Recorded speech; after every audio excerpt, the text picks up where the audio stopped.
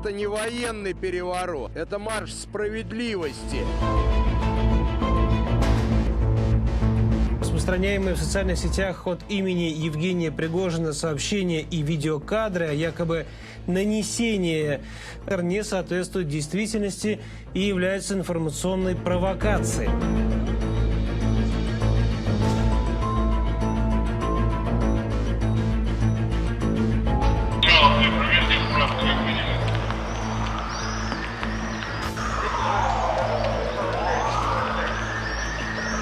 Они стояли на соседнем перекрестке, там уже хотят подойти.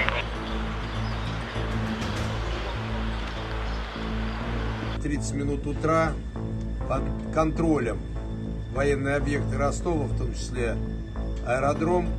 Бежные силы, которые делили страну, рвали ее на части. Мы не дадим этому повториться. Защитим и наш народ, как президент России и верховный главнокомандующий, чтобы отстоять страну. По поводу предательства Родины президент глубоко ошибся.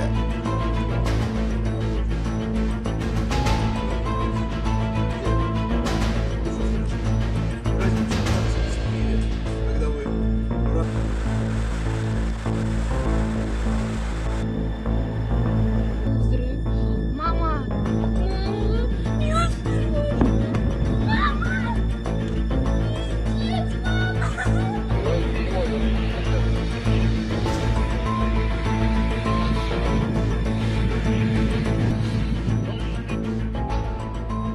Дорогу, видимо, пытались перекрыть на Москву. Да, видимо, расхуячили. Перед Чебуринским районом, короче, все. Он на танке едет. Смотри.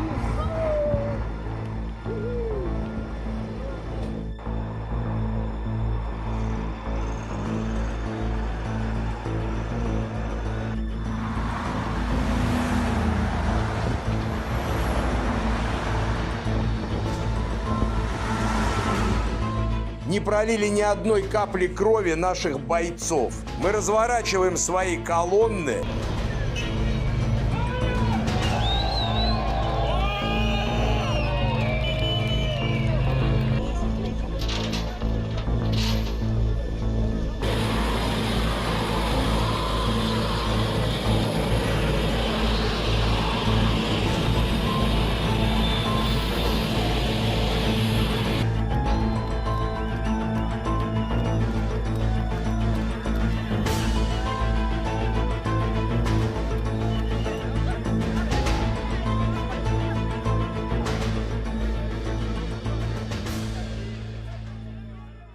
Bueno, buenas tardes a todos. Este es el programa número 456 de la agencia de noticias Caliyuga. Hoy es 4 de julio, el día de la independencia de los norteamericanos de Estados Unidos.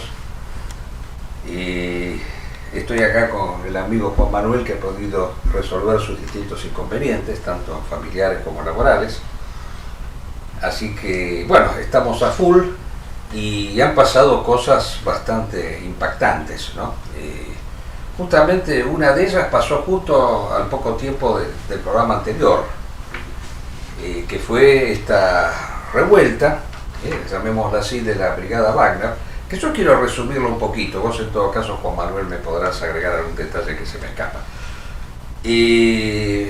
Esta revuelta, lo primero que podemos decir, que puso en evidencia la fragilidad absoluta del régimen del señor Putin, porque al fin y al cabo fueron nada más que unos 8.000 miembros de esta brigada, ni siquiera la brigada en su plenitud, que salieron de Ucrania, ocuparon la ciudad de Rostov, donde se encontraba el cuartel general de del ejército ruso en operaciones en Ucrania, y recibieron el beneplácito de la población, porque evidentemente si la población no está a favor no pueden prosperar tanto, y iniciaron una marcha de 800 kilómetros hacia Moscú prácticamente sin inconvenientes. Tuvieron nada más que una escaramuza con unos aviones, lograron sortear ese inconveniente, y cuando estaban a 200 kilómetros de Moscú, y este es el detalle interesante, se produjo en la ciudad de Moscú una situación de pánico, lisa y llanamente, ¿no?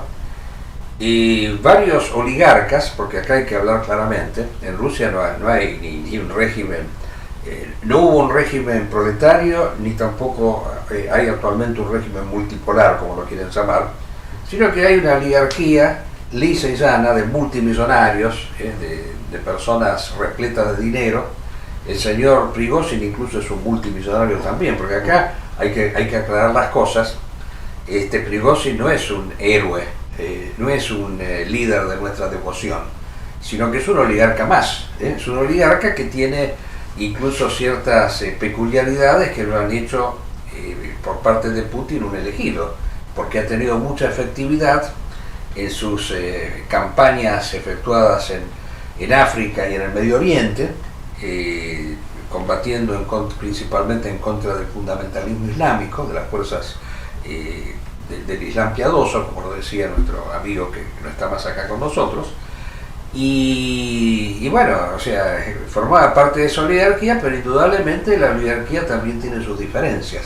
Entonces muchos de estos oligarcas afines al señor Putin salieron corriendo, se escaparon, o sea, hubo una fuga masiva. Incluso el señor Putin se decía que estaba a punto de subirse a un avión para dirigirse a San Petersburgo, ex Leningrado, a fin de desde allí instalar la sede del gobierno, porque la ciudad de Moscú corría el serio peligro de ser tomada por una pequeña milicia de 8.000 personas. Entonces, ¿cómo puede ser que la segunda potencia del planeta, aquella que tiene la mayor cantidad de armas atómicas, que tienen más de los Estados Unidos, pueda sucumbir ante una simple revuelta pasajera de 8.000 personas que no tienen prácticamente resistencia y que se detiene a 200 kilómetros y no se sabe todavía exactamente qué pasó? Porque a mí el señor Prigozhin me hizo recordar al general Perón en algún momento.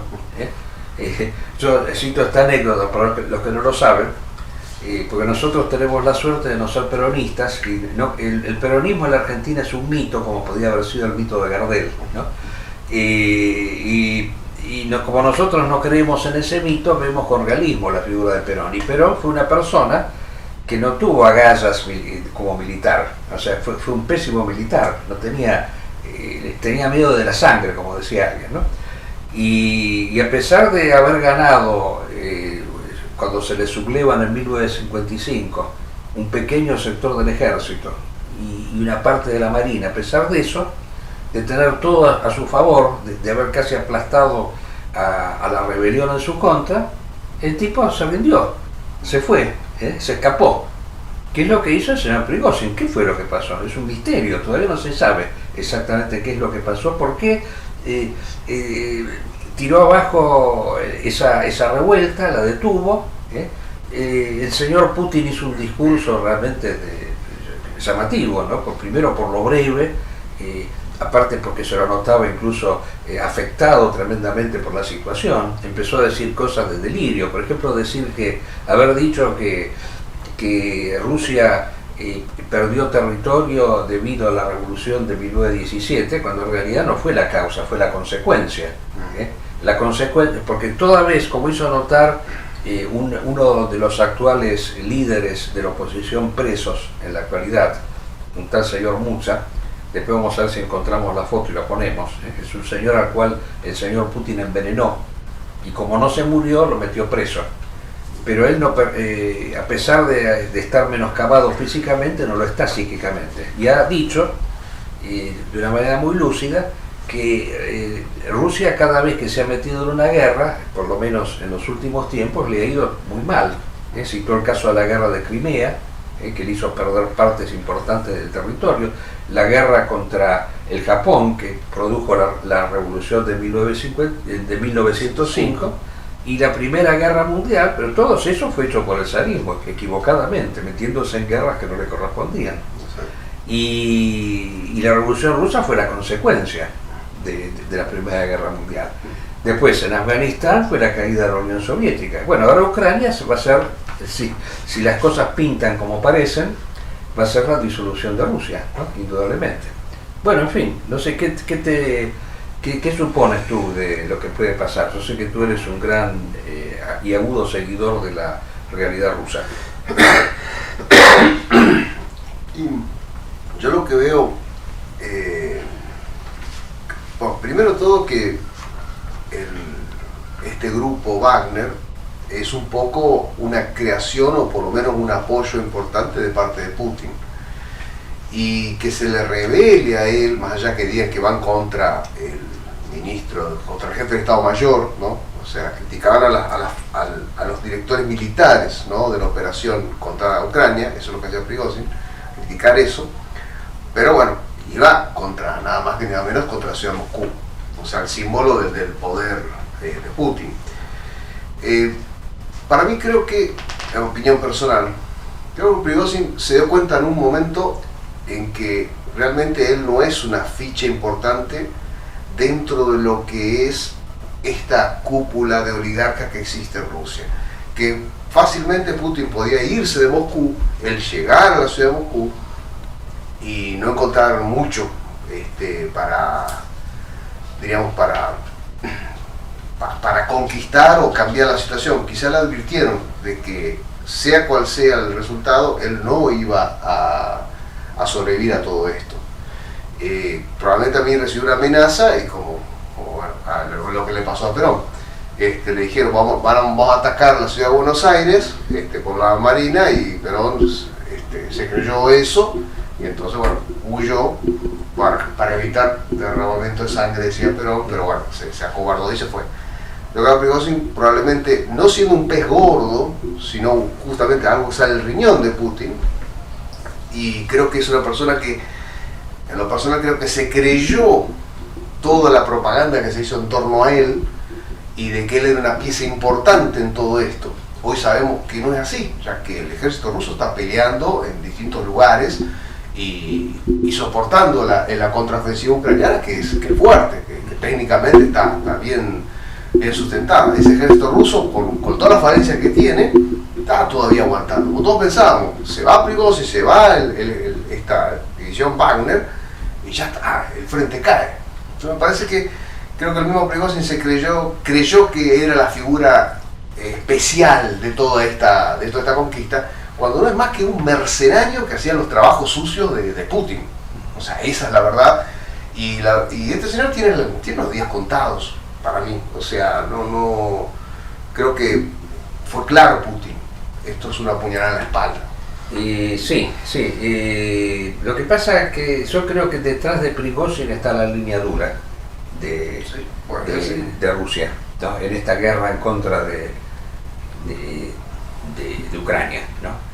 O sea, recordemos que, como yo dije al comienzo, No he leído que dijo Dugin. bueno, a eso quería llegar casualmente. Bueno. No, Dugin no ha dicho mucho, pero justamente cuando Dugin no dice mucho, que está diciendo, ¿no? Porque fíjense que lo lógico hubiera sido que Dugin condenara esta revuelta, esta sublevación, y apoyar a Putin, pero él no ha hecho eso. O sea, él ha mantenido una postura más bien neutral, porque evidentemente él considera que detrás de Prigozhin está el sector duro que él representa también, Claro. ¿no? Y está este general Surovkin, que parece ser que se lo ha acusado ahora de haber sido aliado de Prigozhin. Yo aclaro, Surovkin es conocido como el carnicero de Siria, porque hizo los trabajos sucios en Siria, y es un general de la línea dura que estuvo al comienzo y después fue sustituido por el actual ministro de Defensa, Shoigu. Y bueno, y ahí hay una puja, evidentemente, entre los sectores que quieren llegar hasta las últimas consecuencias en esta guerra y aquellos que se dan cuenta que esta guerra no los favorece demasiado porque genera un conflicto. Imagínense que ya estamos por 16 meses de guerra. En estos días se cumplen, no sé si mañana o pasado, se cumplen los 500 días de guerra. Y eso es muchísimo. Para Rusia por lo menos es mucho, en esta etapa es muchísimo. Y aparte que es una guerra que tiene respaldo, Ucrania tiene respaldo del mundo entero prácticamente. Y eso significa boicot económico a Rusia, mucho mayor de la época de Afganistán, mucho mayor. Recordemos eso, porque la guerra de Afganistán fue de alguna manera repudiada, pero no de la manera como lo ha sido esta invasión a Ucrania, ¿no? Así que yo veo, y aparte se notan también otras actitudes bastante duras, por ejemplo la del ex premier ruso Medvedev, en donde dice que directamente asusta al mundo con la posibilidad de que estalle la guerra nuclear. Y eso, bueno, eso es un chantaje que han usado los rusos en varias oportunidades, y que ahora evidentemente están volviendo con el tema. Así que, bueno, yo pienso que esto puede ser favorable, ya lo está demostrando. La caída de la brigada Wagner tiene consecuencias importantes en África y en Siria y en Libia, o sea, en los países en donde la brigada Wagner estaba operando. Leímos el otro día el premier de la República Centroafricana, que tenía como base de sustentación la brigada Wagner, ha manifestado su inquietud debido a que esa brigada era un poco el ariete que ellos usaban para contrastar contra el fundamentalismo islámico, que en estos países, en República Centroafricana y Malí principalmente, es muy fuerte. En Malí la brigada Wagner había suplantado a los franceses, a Francia. Francia apoyaba al gobierno de Malí, y debido a que no era tan eficaz como la brigada Wagner fue sustituida, pero ahora sí lo está más, el régimen de Malí ya empieza a temblequear. Y ha habido varias acciones que han acontecido en estos días por parte de los grupos fundamentalistas alentados por esta situación. Sí. Y otra cosa que, bueno, que eso obviamente no puede pasar por alto, o sea, la supuesta segunda potencia más grande del mundo, en plena guerra se levanta toda una división y amenazó un gobierno completo. O sea, creo que a nivel anímico, el ciudadano ruso debe sentir vergüenza de la conducción que tiene en esto. No, además que se ha demostrado la debilidad de Putin, eso es indudable, porque un grupo pequeño de 8.000 personas que pueda llegar hasta Moscú, que todavía no se sabe, tuvo que intervenir el premier de Bielorrusia para poner un poco de orden, porque no fue Putin el que paró la reunión. Y es gracioso que después de haberlo calificado como traidor a Prigozhin, después acepta que se vaya a Bielorrusia. Es raro eso, ¿no? En fin, el tema que quería agregar aquí, que es un tema para desarrollar en otra oportunidad, pero es importante ver también cómo simultáneamente con esta crisis que hay en Ucrania, hemos tenido esta acción de Israel en el campamento de Jenin, en donde han estado bombardeando y masacrando una cantidad importante de palestinos. O sea que Israel se siente en estos momentos, me hace recordar la época de la guerra de las Malvinas, cuando Israel aprovechó el conflicto de Malvinas para invadir el Líbano. Y en estos momentos, claro, como el mundo está ocupado con la cuestión de Ucrania, ha realizado estas invasiones nefastas en el campamento de Jenin en Palestina, donde viven de manera hacinada 14.000 palestinos, y ha producido una verdadera masacre de palestinos. Y simultáneamente a eso hay una permanente invasión israelí, fundando nuevas colonias en territorios que no están reconocidos como de Israel. Son territorios ocupados, todavía de la época de la Guerra de los 6 días.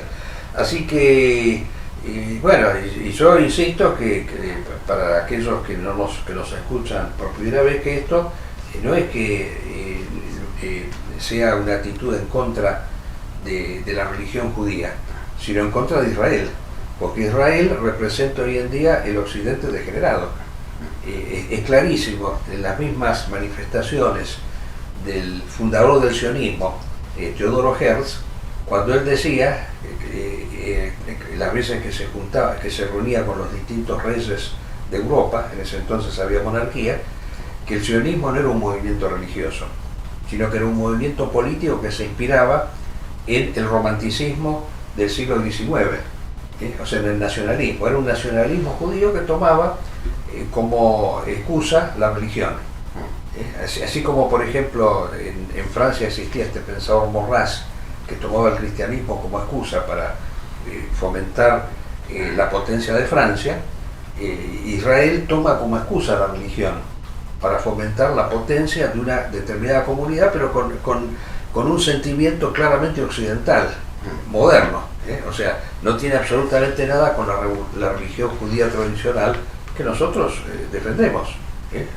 La aceptamos como una religión válida porque pertenece a lo que el maestro Évola hablaba de la unidad trascendente de las grandes religiones. Así que ese punto lo queríamos aclarar.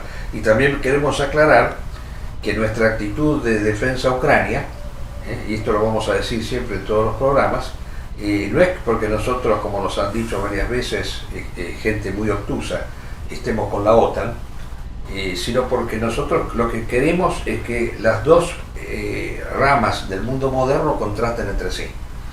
Lo que no sucedió en la Segunda Guerra Mundial con Hitler, que no fue capaz de desunir estas dos ramas de la modernidad, Estados Unidos y Rusia, lo que no consiguió el Estado Islámico, bueno, actualmente se está consiguiendo que contrasten entre sí estas dos potencias, porque acá yo rescato un poco lo que decía Al-Zawahiri, dice, primero terminamos con los persas y luego fuimos contra los bizantinos.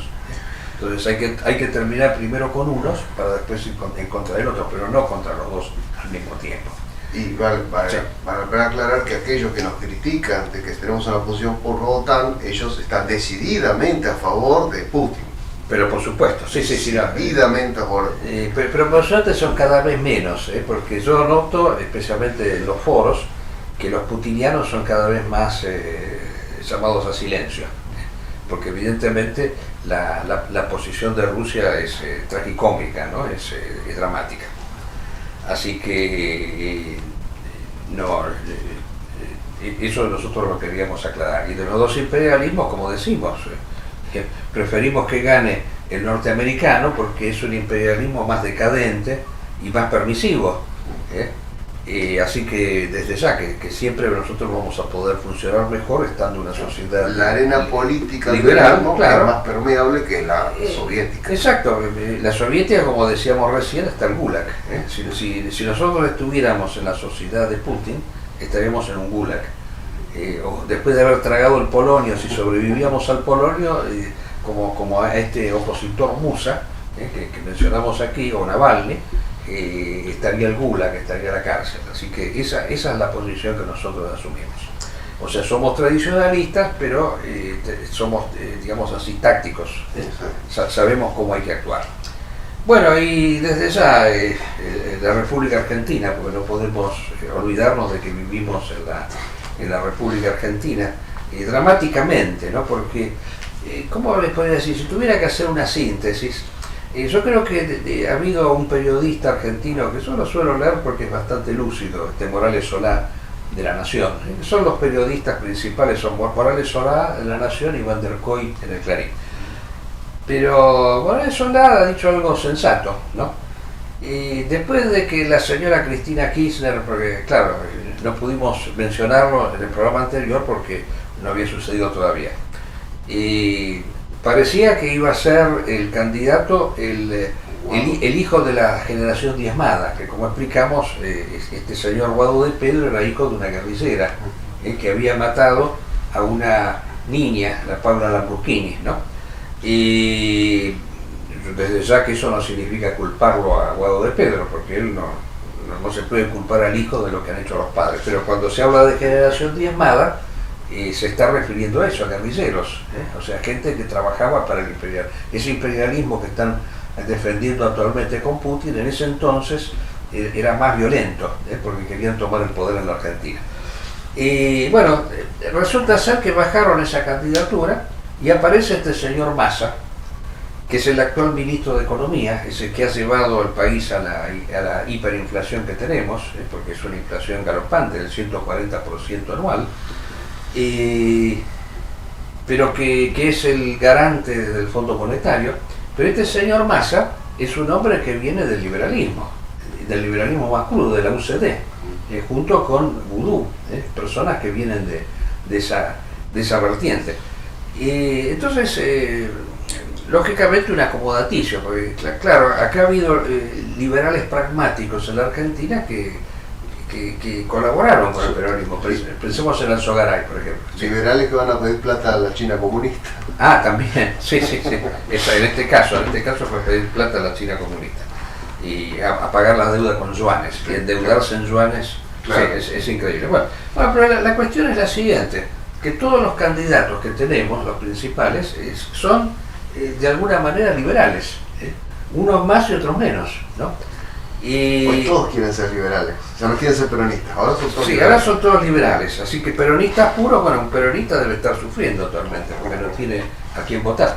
El que se presenta parece, pero no sé, capaz que saca bastantes votos, Grabois, que se presenta en la interna junto con Massa, porque dijo que a Massa no lo traga, pero lógicamente no tiene la bendición de Cristina. Cristina le ha dado la bendición a Massa. Bueno, la cuestión es que tenemos todos candidatos liberales actualmente, ¿no? Porque Massa viene del liberalismo, Bullrich abandonó el movimiento montonero, en una época era montonera, para hacerse liberal. Liberal pero dura, ¿no? De la línea... los halcones del PRO. Los halcones del PRO. Larreta, que es más moderado pero también es liberal. Y después este otro pasasesco personaje, porque claro, yo siempre suelo decir, ¿no?, que la Argentina tiene una característica, ¿no? Yo no sé si tendrá que ver con la idiosincrasia argentina. Nosotros hemos copiado el liberalismo del exterior, pero quizás el condimento propio de nuestra idiosincrasia lo ha hecho más entretenido que en otros lados, porque yo reconozco, yo que he viajado por el mundo, reconozco que cuando iba, por ejemplo, a Europa y escuchaba los programas televisados de Europa, eran tremendamente aburridos, pero acá es una diversión, es algo tragicómico, ¿no? Porque pareciera ser que la democracia, para no ser aburrida, nos introduce ciertos personajes carnavalescos, como el caso de este Milei, ¿no? Yo tengo que hablar siempre de él, porque es, digamos así, el aspecto gracioso del tema. Casualmente acaba de salir un libro, no sé si ya se editó, pero a mí me ha llegado, o sea, por el PUB, ¿no? Porque desde ya yo no voy a gastar un centavo para leer lo que dice esta gente, ¿no? Que se llama El Loco, ¿no? En donde demuestra que se trata de un tipo loco, que no está en sus cabales, ¿no? Porque las cosas que se dicen allí, que no han sido desmentidas, que tiene, además de convivir con perros, él dice que está en contactos telepáticos con un perro que ha muerto, ¿no? Y que al mismo tiempo está en contacto paranormal con los grandes economistas que murieron, con Milton Friedman, con von Hayek, toda una serie de locuras así totales y absolutas. Pero claro, lo grave del caso es que esta persona teóricamente pueda llegar a ser presidente, o sea, que un loco pueda llegar a ser presidente de un país, ¿no? Y que no haya ningún mecanismo constitucional que exija que un candidato tenga que someterse a un peritaje psicológico antes porque eso sería una cosa mínima que hay que hacer, ¿eh? ¿Qué pasa si hay un demente al frente del Estado? En cualquier país se toman esas precauciones porque puede llegar a hundirnos en la catástrofe más espantosa, peor todavía de lo que estamos viviendo. Pero además de todas estas locuras, o sea, no hay semana que nosotros no nos despertemos, no nos levantemos, mejor dicho, con alguna lindeza de este tipo, de los grupos, los personajes que lo rodean. La vez pasada hablábamos de este personaje que reivindicaba la pornografía, que decía que era un medio educativo. Y ahora resulta que y esto es reciente, el señor Bloomberg, que muy conocido acá en la Argentina porque fue una persona pobre que le mataron al hijo en un secuestro, esto hace muchos años, ¿no? Hace más de 10 años, que él hizo todo un movimiento de protestas, eran las primeras épocas de Kirchner, ¿no? Y bueno, parece ser que este hombre, que era de ideas liberales también, se acercó al partido de Milei, pero salió espantado porque dijo que le pedían $50.000 para ser candidato. Una locura es esto. Como resulta ser que este hombre que reivindicaba luchar en contra de la casta, y yo por casta lo que entiendo es una política coimeada, una política en donde las personas están vinculadas de manera corrompida al mundo del dinero, resulta que él hace lo mismo, peor todavía. Sigue con las mismas formas que tiene el mecanismo partidocrático argentino. Es de la corrupción, comprar los cargos, el clientelismo. Bueno, o sea, no sé qué viene a cambiar. Pero bueno. Pero no solo, pero lo gracioso es que yo acabo de escuchar ahora. Creo que lo que hace es más ventilar esa política nefasta. Bueno, a eso quería llegar, porque mientras que los otros esconden estas cosas, ¿no? Las pone en evidencia porque acaba de justificarlo. Exacto, acaba de justificarlo. El mundo del revés. Y yo creo que esto tiene una explicación, porque es justamente el mundo moderno en sus fases terminales. Porque acá lo que se están reivindicando son ciertos vicios que nuestra tradición siempre ha considerado como los vicios capitales, ¿no? La avaricia, la lujuria, por ejemplo, el caso de reivindicar la pornografía, fomentar la lujuria, el caso porque este hombre lo que ha dicho, me faltó decir, que él no ha negado que Bloomberg se le haya solicitado dinero.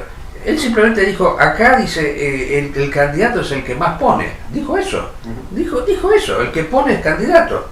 Quiere decir que si hay un genio, pero que no tiene dinero, ese no puede ser candidato. Y en cambio, si hay una bestia, un analfabeto que tiene mucha plata, ese sí va a ser candidato. Bueno, justamente el régimen capitalista es el régimen que se funda en el dinero principalmente. Lo económico es lo fundamental. Entonces estamos justamente, yo quiero llegar a esta conclusión final, estamos en un sistema en donde se reivindican los disvalores. O sea, se reivindican los vicios capitales. Se los afirma. Y se los afirma, exactamente. Así son las exacto. Entonces estamos en épocas finales, terminales. Y si nosotros miramos las tragedias que se está viviendo la humanidad, la ciudad de Montevideo, por ejemplo, que no tienen agua potable, que tienen que tomar mate salado, porque no tienen agua potable, los incendios, Canadá o el mismo Estados Unidos, que no pueden respirar por la cantidad de incendios, por las olas de calor que hay, las pandemias, porque el COVID ahora se ha detenido un poco en la Argentina, pero en cualquier momento puede aparecer otra. Y esto es la destrucción del medio ambiente producida por este capitalismo rapaz, que tiene como meta principal el dinero, la acumulación de bienes. Y en esto está también el marxismo. El marxismo es hijo nativo del liberalismo. Son socios en esto, en fomentar la explotación del medio ambiente, la destrucción del planeta. Si usted ve todas las propuestas, entre comillas propuestas, que tienen estos candidatos que se presentan para la presidencia, nadie habla de estos temas. Exacto. Nadie no, desde esa. No existe. Y lo último que quería decir, y con esto quiero terminar el programa, es que yo después le voy a pasar a nuestro diagramador este caso que a mí me ha conmovido de esta señorita, ¿no? Que luego de haberse dedicado a vender fotos eróticas, porque hoy en día, claro, una chica más o menos bien puesta hace mucho más dinero vendiendo fotos eróticas por internet, que a lo mejor trabajando en aquello en lo cual se ha especializado, ¿no? Pero ahora no, ni siquiera ella duerme, ¿no? Y la gente la observa mientras duerme y paga por eso, y recauda $2 millones por mes. Esto quiere decir que tiene que haber una cantidad numerosísima de personas que pagan por ese servicio. Y la conclusión que tenemos que sacar es que esta gente vota después. O sea, hay miles de personas que gastan el dinero en esas cosas, que son los que votan y que nos imponen estos candidatos, estos que tenemos, de los cuales hemos estado hablando. Y para solamente cerrar, que es el chiste más gracioso de esta última semana, el que viene a solucionar los problemas del país para el partido oficialista, el que es de gobierno, es el actual ministro de Economía, que no ha podido parar la inflación ni el aumento del dólar. Ese es nuestro candidato. Ese es el candidato. No, yo creo que voy a dar un pequeño pronóstico. Eso desde ya, a mi entender, no va a ganar la selección. No. Ya es un chiste, no va a ganar. No, pero la cosa se va a dirimir entre esta Bullrich y la reta, en fin. De Guatemala a Guatepeor, vamos a ver. Estamos condenados, mientras vivamos en democracia, en que es el peor de los sistemas posibles, estamos condenados a todo esto. Bueno, creo que hemos llegado al final del programa y nos veremos para dentro de 2 semanas, si Dios quiere.